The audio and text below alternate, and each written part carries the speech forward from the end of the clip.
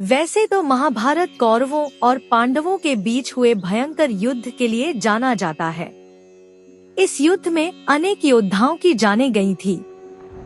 आज हम आपको उस समय के एक ऐसे पात्र के बारे में बताने जा रहे हैं जिसे पांडवों के हाथों मृत्यु मिली थी। वैसे इसका जन्म किसी एक माता की कोख से नहीं हुआ था। महाभारत ग्रंथ के अनुसार जरासंध का जन्म दो माताओं की कोख से हुआ था। क्या है इसकी पूरी कहानी, आइए जानते हैं। मगध में एक राजा बृहद्रनाथ था जिसकी दो रानियां थी, लेकिन उसकी कोई संतान नहीं थी।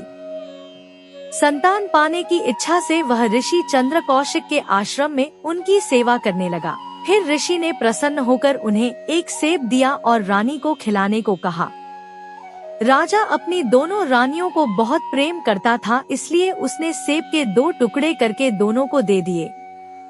सेब खाने के बाद दोनों रानियां गर्भवती हुईं। प्रसव के बाद दोनों रानियों के गर्भ से आधे आधे बच्चे का जन्म हुआ। दोनों रानियां घबराकर अपनी संतान को जंगल में फेंक आईं।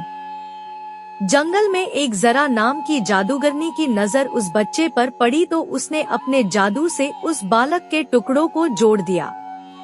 राजा बृहद्रनाथ को जब यह बात पता चली तो उसने अपने बच्चे का नाम उसी जादूगरनी के नाम पर जरासंध रख दिया। और यही वह जरासंध है जिसने भीम के साथ युद्ध किया था और इन दोनों के बीच में 28 दिनों तक युद्ध चला था। अंत में भीम के हाथों से मारा गया।